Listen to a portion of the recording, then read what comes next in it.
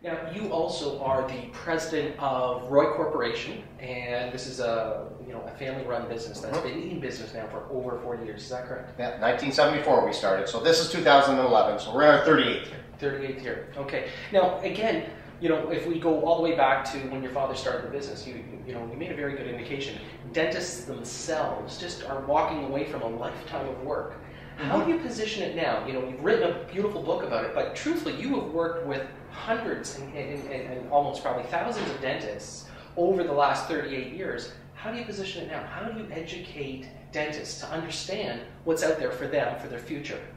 What we're trying to say to the dentists of North America, and an important stat to answer that question, is that there are about 250,000 practicing dentists in Canada and the United States of America, and about half of them, 125,000 of them, are now 50 years of age or older.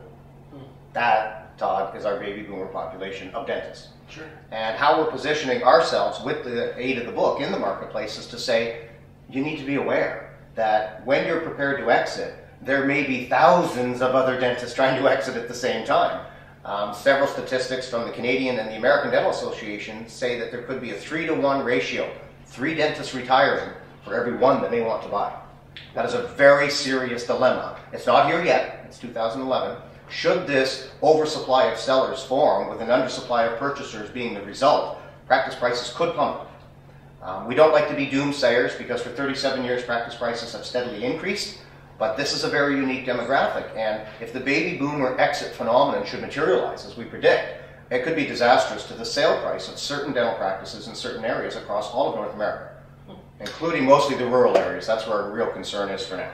But one of the things that, obviously, if you have a change in the numbers, you say 3-to-1, but the growing population means that, I guess, more dentists are going to have a larger client base because it's not that we're getting less clients. So what happens then? That would be a phenomenal impact on the practicing dentist who continues to remain in dental practice for, say, another 10 to 20 years. If we have this exit ratio and we don't have enough dentists to replace the number that are leaving, the number of patients per practitioner will increase. So those that are remaining in practice start to get free patients. Right. And it could increase the patient base of that individual, increase their revenue, but at the end, when they're exiting, they too will struggle from the same, or suffer, if you will, from the same dilemma that if we have too many leaving and not enough buying, we get an imbalance in supply and demand. And it's very similar to the residential real estate market, which I know you're very familiar with. If we have 10 houses for sale on the street and 1 buyer, price is going down.